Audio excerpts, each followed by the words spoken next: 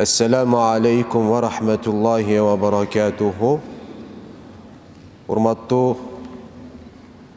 cemaat, hurmatlı Müslüman bir tuğandar, hurmatlı mekendeşler, zamandaşlar. Allah subhanahu wa ta'ala bugünkü cuma günü üstü bizlerge inşallahurrahman bizlerge jana жалпы alamdağı Müslümandarga inşallah берекелүү кылган болсун. Bir топ кыйынчылыктардан кутулууга, жеңилдөөгө иншаллаху-рахман себепкер кылган болсун бул күнүбүздү.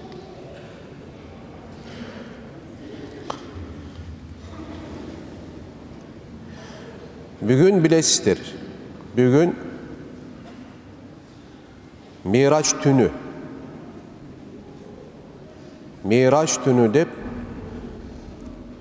İslam tarixinde öte manülü olğan bir okuya. Öte manülü olğan bir okuya. Süyüktü Peygamberimiz Muhammed Mustafa sallallahu aleyhi ve sellem'den Allah subhanahu ve ta'ala'nın Cebrail aleyhisselam'da civerip barasın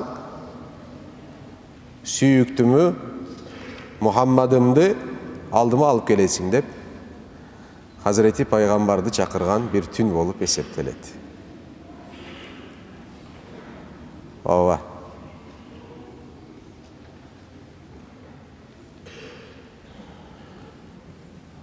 Alamdın toktağın bir jeri var. Alamdın bütkön bir jeri var.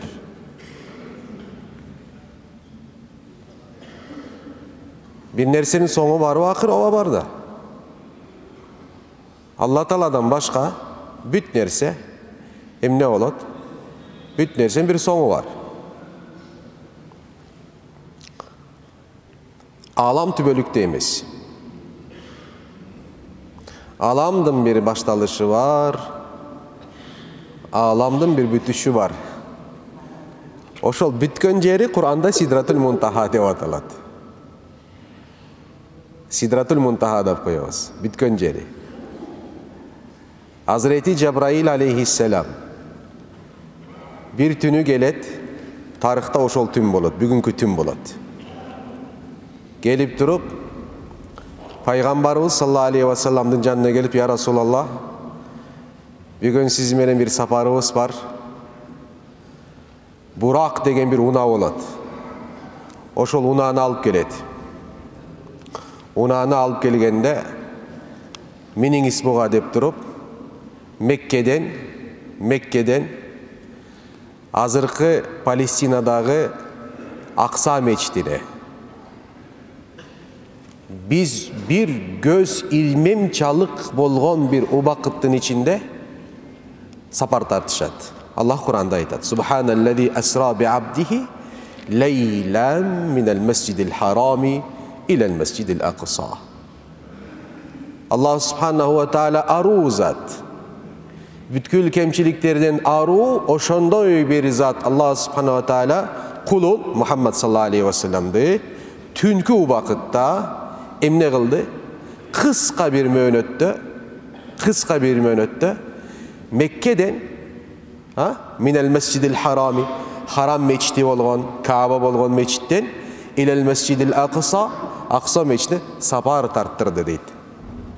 Bul İsra dep atalat. İsra degen sözdün manisi tünkü ubakıtta sapar tartu degendi bildiredi. Resulullah aleyhissalatu vesselam İsra kılat. Aksa meçidinde varat. Aksa meçidinde bardık peygamberler menen birigip iki reket namaz okuşat cemaat menen. Peygamberimiz imamçılık kılat oşol jerde. İmam bolat.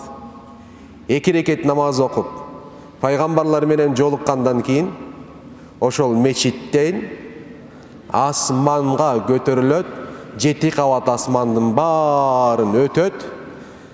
7 kavat asmandın barın ötöt. Allah'ın kürsüsüden de ötöt, arştan da ötöt, barından ötöt. Alamdın toktogон jeri Sidratul Muntaha'ga çeyin Cebrail aleyhisselam menen barat. Aga çeyin gelet. Andan keyin Cebrail aleyhisselam aytat. Ya Resulallah, mından keyin men al jerge öte albayım. Ötsөңүз siz ötesiz ya Rasulullah deydi da.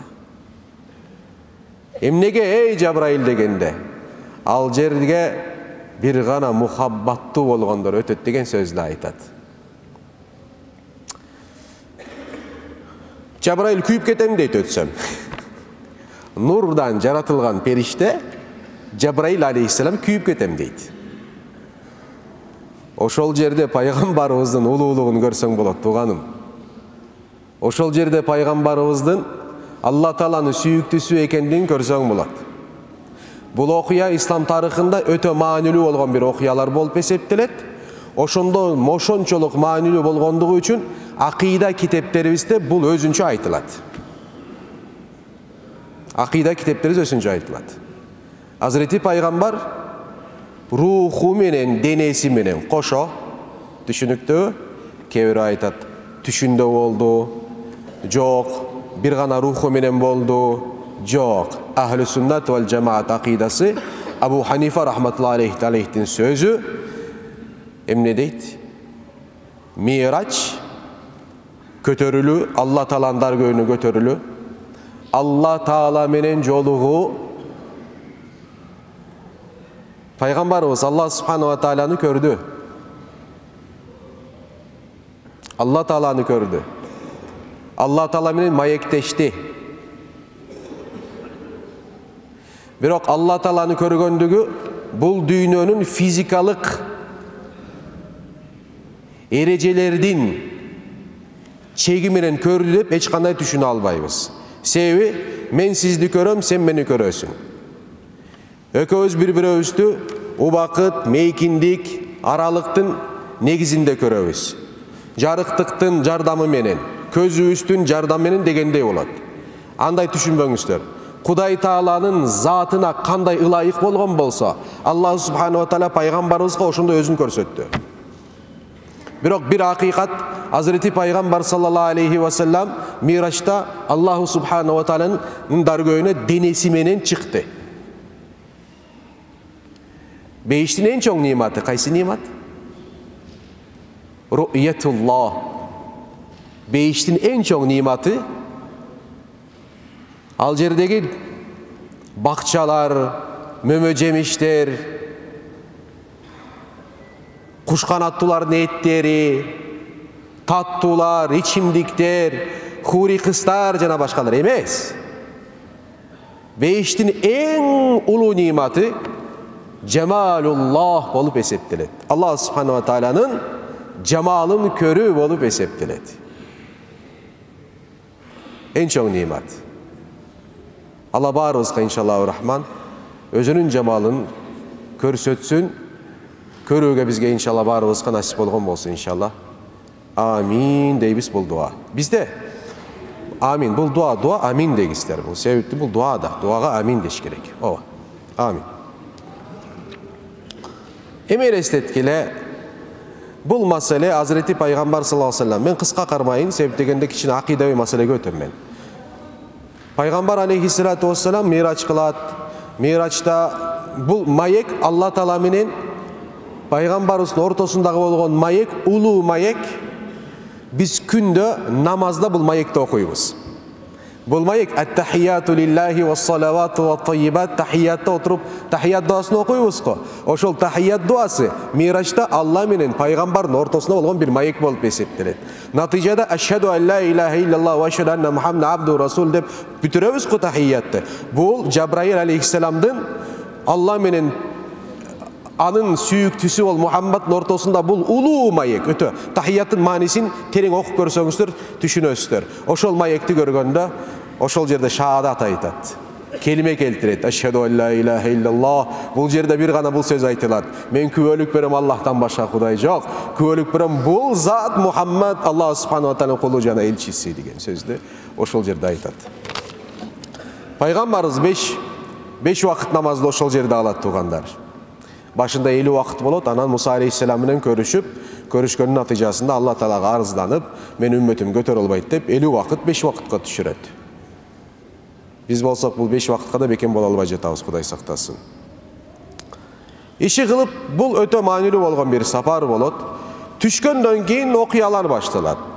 Пайgambar sallallahu aleyhi ve sellem түшкөндөн кийин төшөгү мустайилек болот пайgambarыбыздын.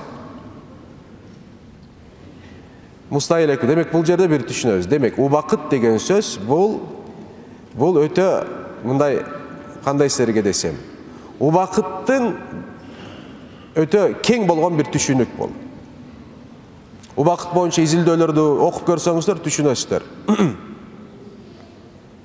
Пайgambarыбыздын окуясына балким ошол жерде канча сааттар өткөн, бирок түшкөндө төшөгү мустайилек болчу дагы. Анан кабар берилгенде Азирети пайgambarыбыз ачык эле кабар берет. Мен көтөрүлүп келдим деп айтат. Көтөрүлүп келдим деп айтат. Буга ишенгендер болгон сыяктуу, ишенбегендер дагы болгон. Ишенбеген капыр айтак эле ишенбейт, мушриктер ишенбейт. Бирок кээ бир мусулманды кабыл кылып, буга ишенбей, бунун себебинен кайра исламдан чыгып кеткендер да болгон. Ошондой болгон бир абалда Абу Бакыр Сыддыкка келип айтышат, уктуңбу дейт, эмне уктуңбу? Сеники дейт. Ошонтип айтышты да. Мухаммед да айткан жок мындай. Мыскылдап. Сениките көтөрүлүп кеттир деп. Ким айтты дейт. Ал айтты десе. Ал айтса чындык дейт. Ошо менен Сыддык болду. Абу Бакыр Сыддык бекер Сыддык болгон жок. Үммөттүн пайгамбардан кийин эң улуусу Абу Бакыр Сыддык. Сыддыктыкты ошол жерде алат. Акылга сыйбаган ошол учурда баарынын бул мүмкүн эмес, кантип эле болот деген жерде бул таслим болуп туруп, толук кандуу пайгамбарыбызга ишенип туруп, тапшырып туруп айтты. Пайгамбар айткан болсо чындык болот дейт. Сыддыкыят даражага чыккан болот. Ошон үчүн Алла Таала Фатиха сүрөсүндө биз Аллахка дуа кылабыз. Ихдина сыратал мустаким сыратал лазина ан'амта алейхим. Ey Rabbim, bizdi tura joldan adaştırma. Bul tura jolдун üstünde bizdi bekem kılgını.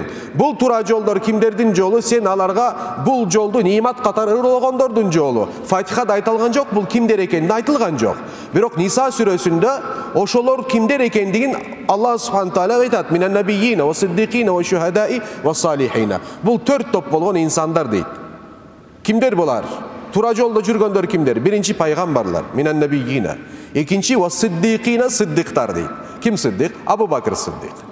Allah Teala maqtab atat ошол жерде Abu Bakr. Ve siddiqine. Ve şuhadai üçüncü şehitler.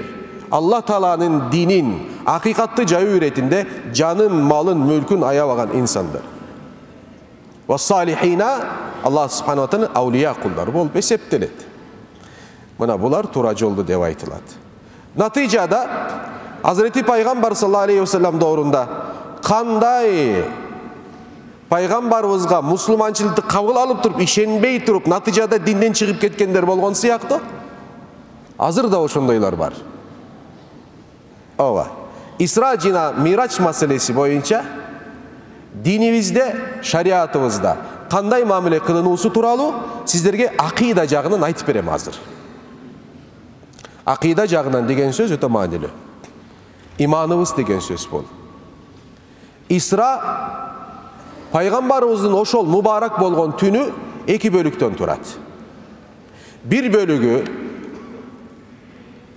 Aksa meçidine Peygamber özünün haram meçidinden Mekke'den başkaça aytkanda Mekke'den Aksa meçidine Palestinaga sapar tartkаны İsra dep koyabız bul tündü.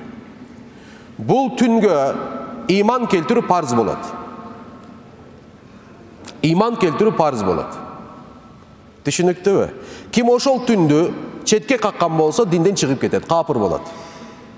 Emnege sebebi Allah Subhanahu wa Ta'ala Kur'an'da ayatta Subhanellezi esra bi abdihi leyla minel mescidil harami ilel mescidil aqsa degen ayattın. Ayağın için okuyayla koyayın. Bul ayatta İsra jönünde açık aykın ayt otat.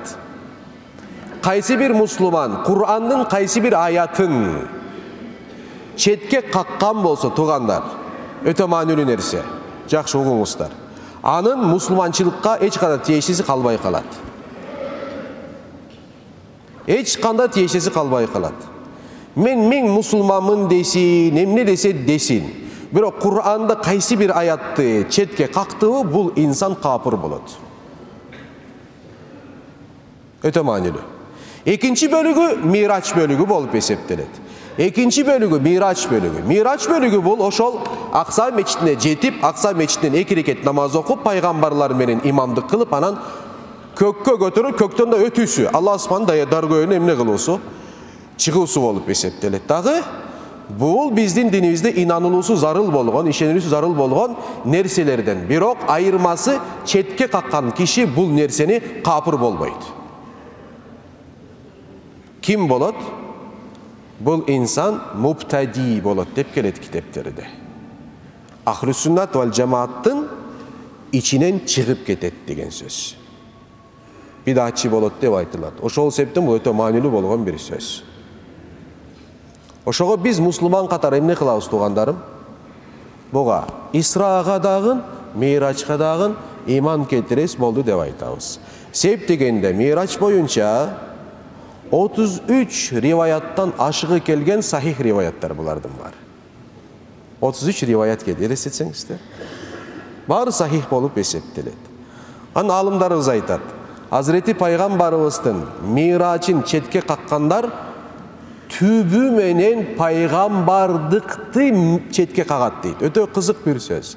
Азырети пайгамбардын Мирач Аллатан андай көрүнө көтөрүлүүсүн четке каккан бул жок эле нерсе деген киши, акылга сыйбайт деген сөздөрдү айта берген киши Адам алейхиссаламдан барып туруп пайгамбарыбыз үчүн келген 124 000 пайгамбарлардын баарын четке каккан сыяктуу болот деп айтылат. Эмнеге дегенде, себеби Азырети пайгамбарыбыз менен жана башка пайгамбарлардын Алла Таала менен ортосунда бир элчи бар. Ал Жабраил алейхиссалам. Ошол Жабраил алейхиссаламдын түшүп көтөрүлүүсүн кабыл кыласың да, пайгамбарыбыздын риваятта айтылат 33 жолу мирачы болгон деп айтылат. 3 жолу денеси менен, 30 жолу руху менен деп айтылат. Ошол мирачын сен кабыл кылбайсың. Бирөөсүн кабыл кылып, экинчисин кабыл кылбайсың. Бирок мантык деген нерсе бар. Логика деген илим бар. Логика илимдин негизинде карай турган болсоң, бул да материя, бул да материя. Кайсы бир материянын мүмкүнчүлүгү болгон бир нерсеге башка бир материянын мүмкүнчүлүгү бар, бирок башка шарттардан болушу мүмкүн. Туурабы, туура эмеспи? Ия. Асманда учкан чымчык учуп атабы? Учуп атат. Демек адам баласы да уча алат деген сөз. Бирок башка шарттар менен учат. Бирок учат. Кадирди Алла Субхану ва Таала өзүнүн пайгамбарын кайсы бир кыска мөөнөттө өзүнүн даргөөнү чыгара албайбы? Чыгара алат. Же Алла Тааланын кудуретине шектенип атасыңбы? Жок. Өтө маанилүү маселелер бурадын баары. Азырети пайгамбар саллаллаху алейхи ва салламдын мирачы хак деп келет китептерде. Абу Ханифа рахматуллахи алейх Фикхул Акбар китебинде ва хабарул ми'ражи, мирач тууралуу келген кабарлардын баары хаккун деп айтат. Акыйкат деп айтат. Акыйкат деген сөздүн мааниси кыпындай шектенбегиле дейт. Анан улантып атат: "Мен раддаху фа хуа мубтадиун даллун" дейт. Ким ошол мирач болгон экинчи бөлүктө, Исра жөнүндө сөз сүйлөдүк, туурабы? Мирач болгон экинчи бөлүктү четке каккан болсо, даллун мубтадиун деп келет. Ал адашкан жана бидатчы болот деп келет. Бидатчы деген сөздөн сактаныш керек. Түшүнүктүүбү? Бул Абу Ханифанын сөзү бул. Абу Ханифа рахматуллахи алейх буну бизге калтырып кеткен. Сулейман алейхиссаламдын маалында билесиңер, царица Савская, Балкис деп коюшат. Балкис ханышасынын Йемендеги тактысын эмне кылды? Жин эмес. Жин турду, эмне деди? Мен сага дейт, сен өзүңдүн эмне жериңен турганга чейин эле, толук турганга чейин эле ошонун тактысын алдыңа алып келем деди. Йеменден кайсы жерге болуп атат? Палестинага болуп атат. Ошол сага жөн эле алып келем деди. Анан бул ифрит, жиндердин күчтүүлөрү ифрит. Ошол деди. Ал айткандан кийин бир киши дейт. Илими бар болгон бир киши дейт. Карасаңыздар, аятта айтат бул. илимди болгон бир киши айтты, мен буну сага көзүңдү жууп ачканга чейин алып келем деди дейт. Алып келди. Аят айтып атат, буну алып келди. Эми суроо, кайсы илимдин негизинде? Кандай трансформация болду? Солнечный болдубу? Кандай болду? Азыр мына жаңы илимдердин эмеси өнүгүп атат, туурабы? Аз айтылып атат, кере-кере бара-бара заманда эмне болот дейт? Адам баласы дейт, самолетко да муктажсыз калбай калат дегендер дагы бар мисалы. Эмне болот дейт? Трансформация болот. Азыр ошону ишөөгө ашыргандар да бар. Эмелери менен кошо, кемчиликтери менен кошо. Бир столду тияка жылдырат экен, кайсы бир жерге келип баратканда столдун кыйшайып кетеби же бир буту жетпей калып, эмнесе болот экен дейши. Элестет, сен тияктан биякта өтөсүң дагы, анан бир бутуң бир жерде калып калат мисалы. Бул болгон нерсе. 20 жыл мурун биз отуруп алып туруп тет жерде видео звонок кылабыз дегенде ким ишенчү? Ишенген эмес, айтсаң койчу дейт бул. Сен деген адашкан бирөөсүн деп айтат эле, туурабы, туура эмеспи? Ошолорду фантастика кинолорду көрүп алып, ошолор көрөт элек да, телефонда жок эле, бирок көрөт элек фантастикаларды. Караса ал фантастика эмес экен да, реальный болгон нерсе экен. Азыр мына реальный жашап атабыз бул нерселерди. Аз айткан нерсем сага фантастика болуп атат, бирок бир 20-30 жылдан кийин балким өзүң трансформация кыласың ошол жерде. Анан тети молдоке айткан экен депчи. Ал бизде мурун болгон нерсе мына эмеде Куранда айтылып атат. Азыр Кудайга шүгүр, Мирачка, Исрага бизге ишенүү өтө жеңил эле. Ишенели иншалла. Ишенип, ошого жараша Кудай Таалага жакындалы. Себеп булардын баары өзүнүн аркасында ишенбөөчүлүк, диндин кайсы бир нерсесине ишенбей коесуң, бунун зыяны жок деп ойлойсуң, бирок аркасын чынжыр менен өтө олуттуу маселелерди өзү сууруп чыгат дагы, туңгуюкка кирип кетесиң, чыгаарда биле албай каласың, Кудай сактасын. Иман Алла Тааланын бизге берген өтө чоң бир нематы болуп эсептелет. Аллаху субханаху ва таала иншалла бизди адаштырбасын. Кудай Таала Азирети Пайгамбар саллаллаху алейхи ва салламдан биздин Ахли суннат вал жамаат мазхабтары аркылуу так туура болгон методдордун негизинде жеткен кабарларды так жана туура алууга насип кылган болсун. Ошол амалдарга бекем болууга насип кылган болсун.